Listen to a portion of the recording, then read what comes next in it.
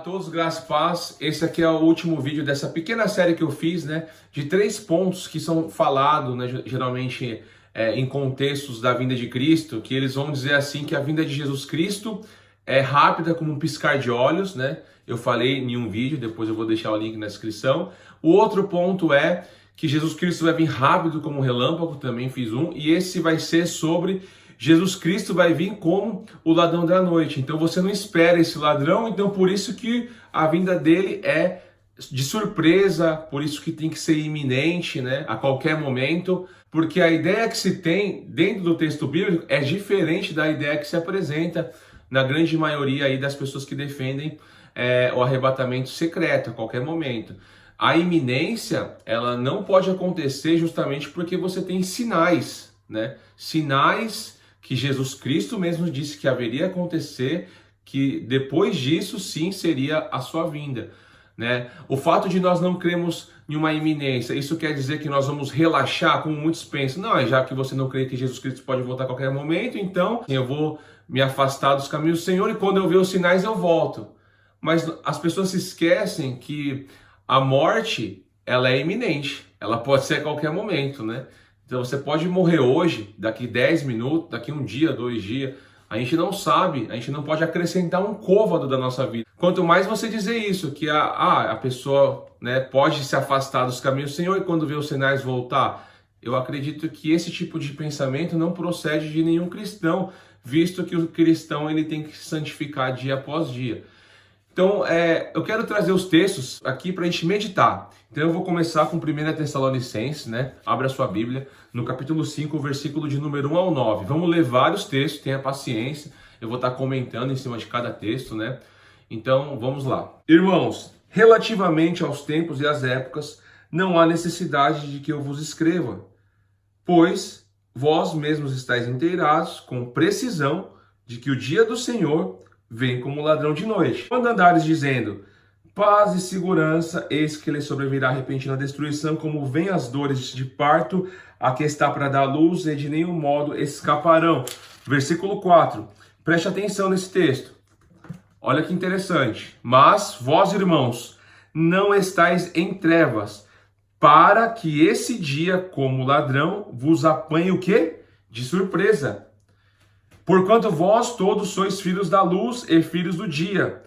Nós não somos da noite nem das trevas. Quando começarem a dizer paz e segurança, e aqui está falando do contexto aqui da grande tribulação, relacionado à paz, à aliança que o anticristo vai fazer, né?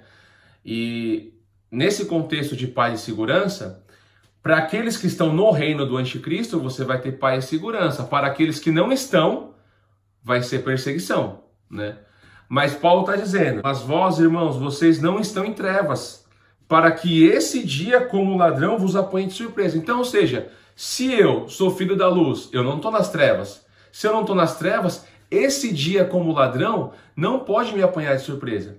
Ou seja, o dia do Senhor como ladrão não vai vir para a igreja, mas para aquelas pessoas que dizem paz e segurança. Agora estamos em paz e segurança. Uma falsa paz, uma falsa segurança.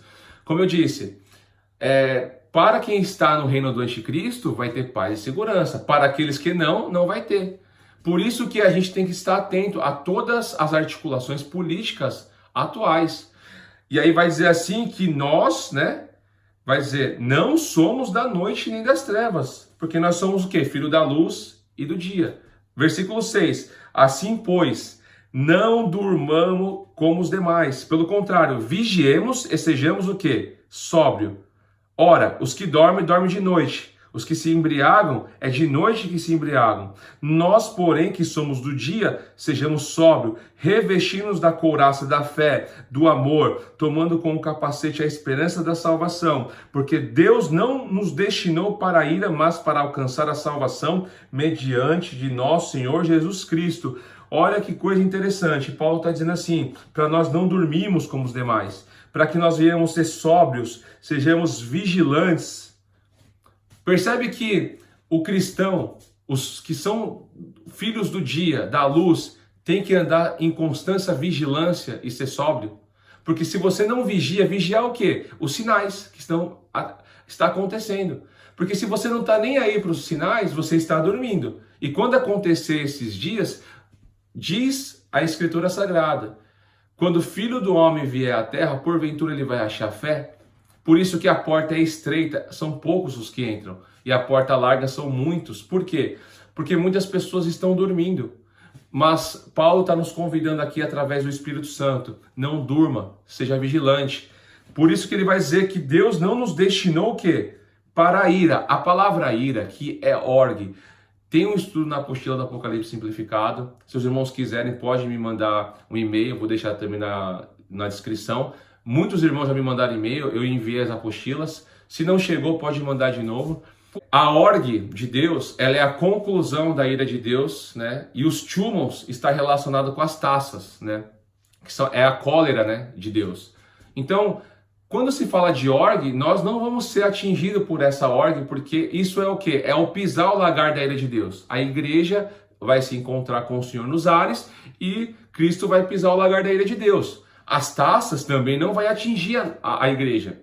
Porque quem profetiza os flagelos de Deus são justamente a igreja, no contexto da grande tribulação. A grande tribulação não é a ira de Deus. A grande tribulação é a ira de Satanás e do anticristo contra a igreja. Mas ao mesmo tempo, Deus vai derramar a sua ira, assim como aconteceu. Por isso que nós temos que olhar para os protótipos, né?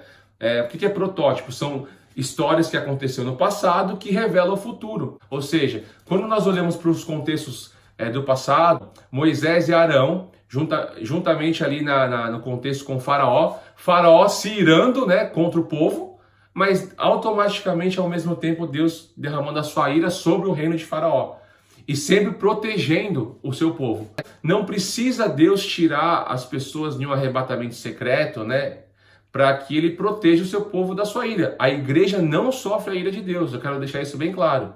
O que acontece é que a igreja vai estar na grande tribulação, vai existir mártires, mas vai existir pessoas que vão estar vivos também, ali testemunhando as grandezas de Cristo. E isso daí também tem estudo aí sobre as duas testemunhas, vários pontos, né? Mas você percebe claramente que em Tessalonicenses está falando que aqueles que são filhos do dia, eles não vão ser pegos de surpresa por esse dia que vai vir como ladrão. E isso é interessante nós analisarmos em Apocalipse 3:3 também, que vai falar da vinda do Senhor como ladrão, né? E olha o que vai dizer o texto. Ao anjo da igreja em Sardes escreve: essas coisas diz aquele que tem os 7 Espíritos de Deus e as 7 estrelas. Conheço as tuas obras, que tens os nomes de que vives e está morto. Sê vigilante e consolida o resto que estava para morrer. Porque não tenho achado íntegras as tuas obras na presença do meu Deus. Lembra-te, pois, o que tens recebido e ouvido, guarda e o arrepende-te. Olha o que vai dizer agora. Portanto, se não vigiares, virei como ladrão e não conhecerás de modo algum em que hora virei contra ti. Você percebe que a vinda do Senhor como ladrão não é nenhum sinal de aprovação, mas é num sinal de reprovação. Jesus está dizendo para a igreja de Sardes: eu vou vir como ladrão se vocês não se arrepender e vigiar. E vocês não vão saber a hora que eu vou vir contra ti. O que Jesus está dizendo? A vinda do ladrão não são para aqueles que vigiam, para aqueles que estão atentos, mas é para aqueles que estão desatentos. Por isso que é uma repreensão. E é interessante que em Apocalipse, no capítulo de número 16, versículo 15, vai falar a mesma coisa. Estamos aqui no 6º flagelo, né? Eis que venho como vem o ladrão. Bem-aventurado aquele que vigia e guarda suas vestes, para que não ande nu e não vejam a sua vergonha. Você sempre pode pesquisar, analisar que quando está falando de ladrão, está mandando você vigiar.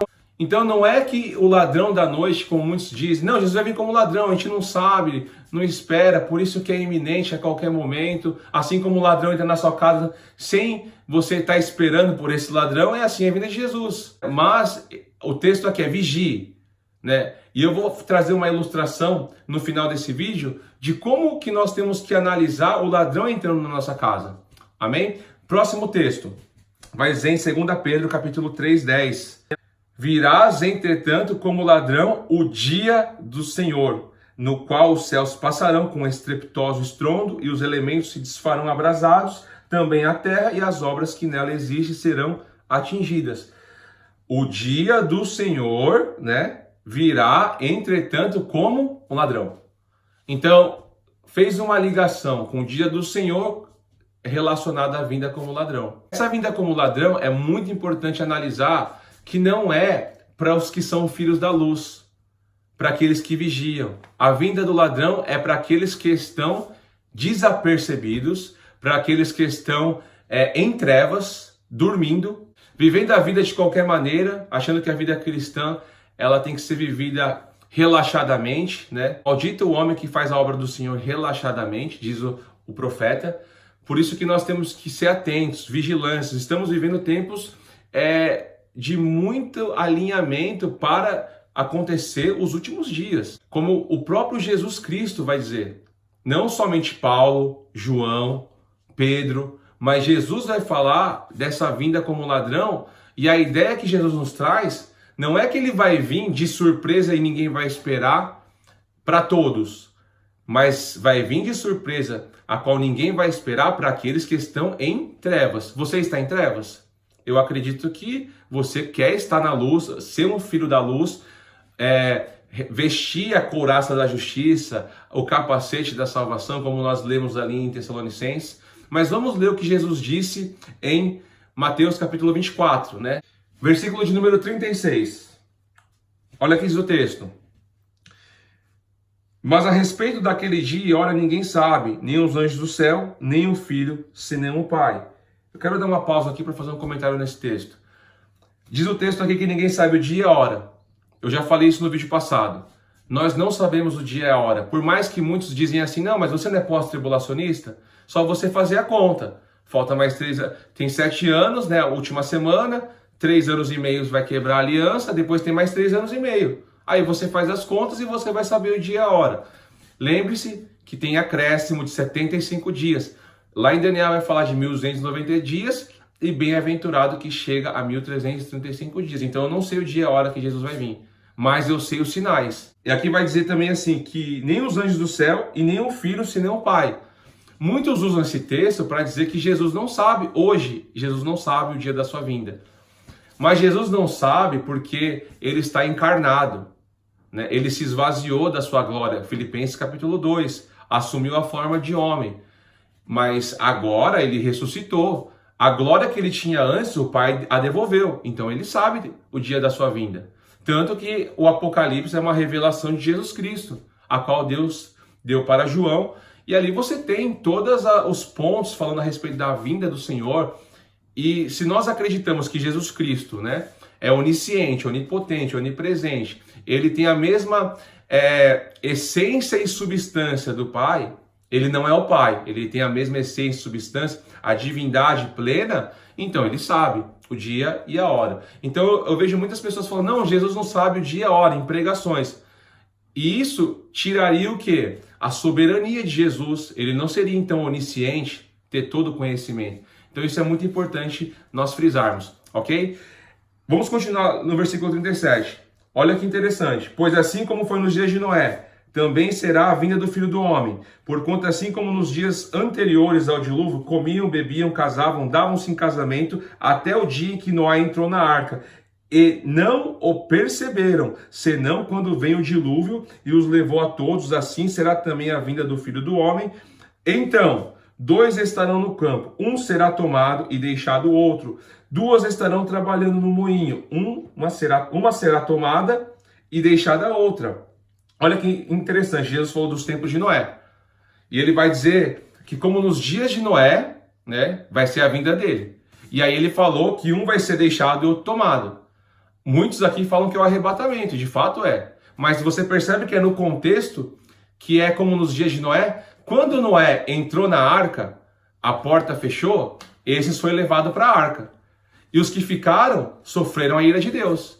Por isso que você percebe que a ira de Deus, aquela ira, o dilúvio, está relacionado com Jesus Cristo pisando o lagar da ira de Deus, no Amargedon, e isso só acontece na sexta taça para a sétima taça. A sexta taça é a sétima taça, a sexta trombeta, a sétima trombeta, o sexto selo é o sétimo selo, eles estão em ligação próxima, juntos praticamente ali, né? E aí eu quero fazer, os irmãos vêm pedindo bastante, mas é que eu estou sem tempo mesmo de poder elaborar um estudo assim bem conciso, com detalhes, com desenhos, mas eu vou fazer pelo menos ali uma panorama, selo, trombetas e taça. Então vocês ficam aí no canal e aguardem que quando sobrar um tempo, tem muitos afazeres, né? Tem o trabalho, etc, etc, tem a igreja, tem a família, então não dá para... Tem que conciliar tudo isso, né? Eu não posso deixar de fazer as coisas aqui. Mas eu sim quero fazer um estudo mais aprofundado sobre esse assunto.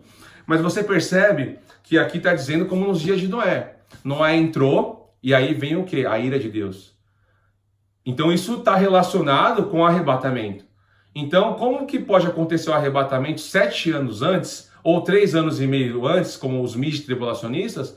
Porque ainda está acontecendo de pessoas estão comendo, bebendo, casando, se dando em casamento. Mas diz que quando Noé entrou na arca, aí veio o dilúvio, veio a destruição. É a mesma coisa o arrebatamento. Quando aconteceu o arrebatamento, aí vem a destruição, né? Que é o pisar o lagar da ira de Deus. Agora tem um ponto interessante, que é do ladrão. Olha o que vai dizer. Portanto, vigiai. Versículo 42. Mais uma vez falando de vigilância. Os prudentes, os filhos da luz vigiam, estão atentos. Em todo o cenário político atual, tá ali, não. Será que não é ali o chifre pequeno, o anticristo? E está analisando. Lógico que a gente não pode ser dogmático e ficar apontando coisas que muitas pessoas apontam, o anticristo é esse. Mas aí não é mais esse, vira outro. Então fica uma coisa relativizada. Você tem que falar, não, pode ser. Né? Então, quando você estuda escatologia, entenda, existe conclusão definitiva e conclusão provisória. Você não pode colocar todas as conclusões como definitiva, porque pode ser que mude o cenário. O cenário político ele sempre está mudando, mas existe uma base, né? Que eu quero até citar algumas coisas, mas isso eu vou fazer no meu canal particular. Se você não se inscreveu no meu canal, vai lá. Eu não estou fazendo vídeo agora, mas mais para frente eu quero fazer e colocar as minhas impressões do que eu tenho acompanhado nessa questão do cenário político mundial. Vamos lá, vamos continuar o texto para não perder tempo. Portanto, vigiai, versículo 42. Então, está dizendo para você vigiar, né? Você que é filho da luz, filho do dia, porque não sabeis em que dia vem o Senhor.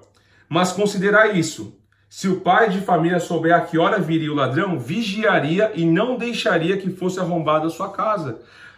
Por isso, ficai também vós apercebidos, porque a hora em que não cuidais, o Filho do Homem virá. A palavra percebido é etoimos no grego, que é preparados, fiquem preparados.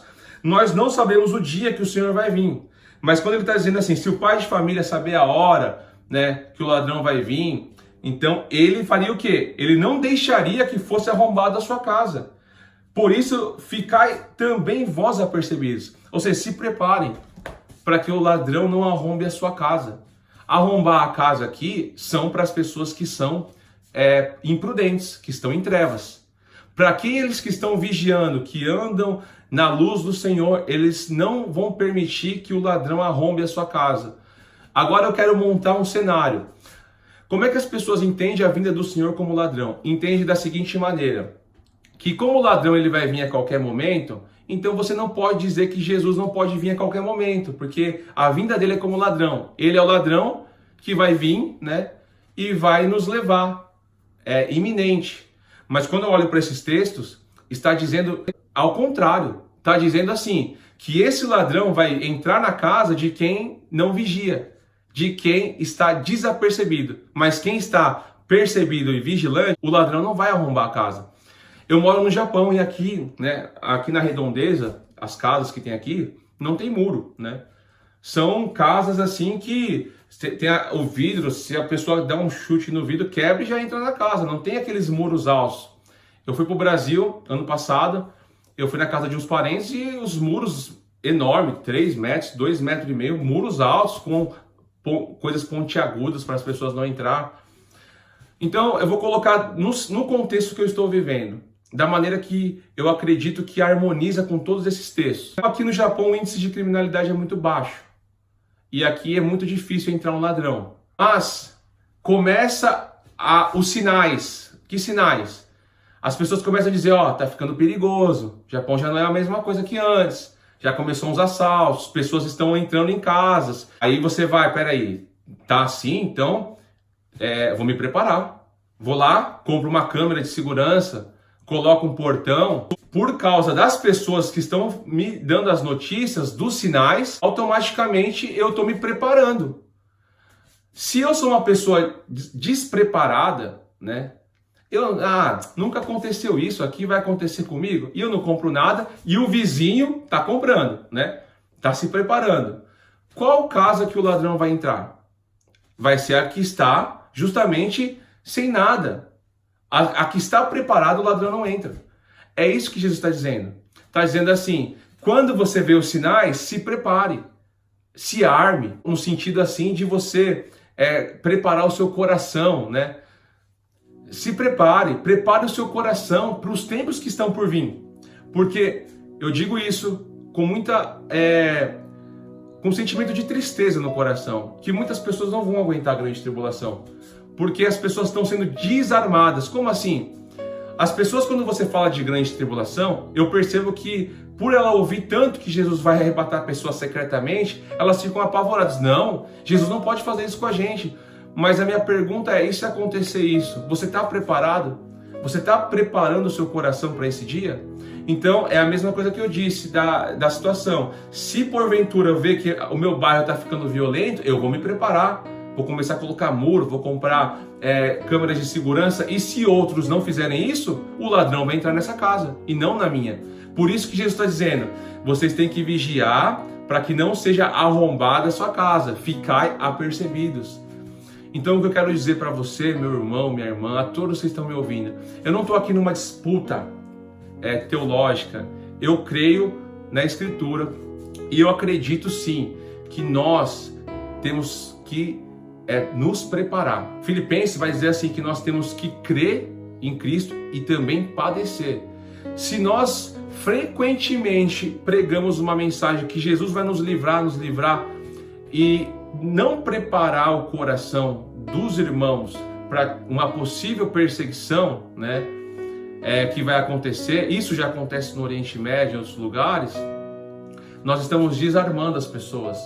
Então, o convite que Jesus nos traz e os apóstolos é vigiai, prepare-se. Se você vê que os sinais já estão preparando o caminho para esse chifre pequeno, para o anticristo, quando acontecer isso, você tem que ficar firme com o Senhor. Eu vou falar aqui do Japão, nós estamos rodeados, né, pela Rússia, pela China, e aqui no Japão o cristianismo é 1%.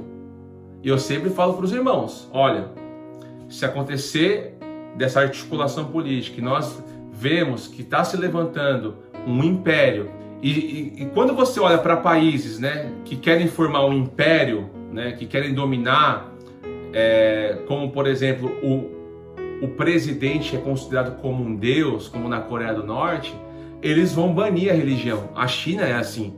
Eles baniram o cristianismo, eles perseguem os cristãos. Na Coreia do Norte é assim. Na Rússia tem igrejas lá ortodoxas, mas são tudo aparelhadas com o Estado. A igreja tem que falar aquilo que o Estado quer. Se você não fazer isso, você é perseguido. Se porventura o Japão mudar a política e começar a perseguir, isso pode acontecer? Pode, porque aconteceu na era Edo, que eles chamam, né? Na era dos feudos, dos samurais, mataram muitos cristãos aqui. Pode acontecer isso aqui.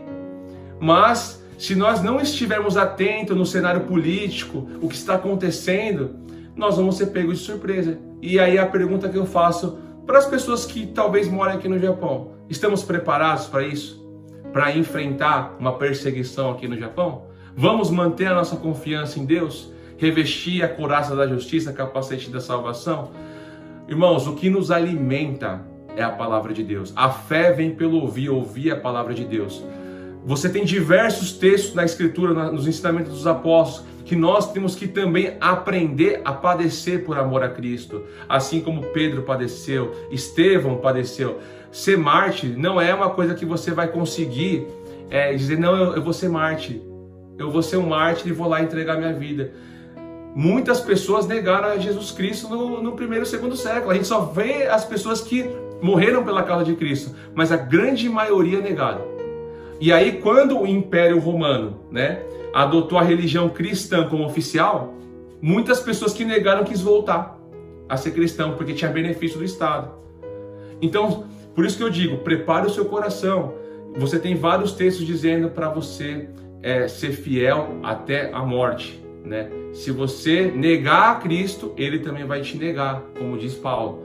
Então, por isso que nós temos que ficar firmes, né, vigilantes, para que o dia que vai vir como ladrão não nos surpreenda. Nós estamos preparados, porque todas as vezes que a mensagem de vinda como ladrão foi falada para a igreja, era para uma igreja que está dormindo, como a igreja de Sardes, como a igreja de Tessalônica, que Paulo estava dizendo: não durma, fique vigilante.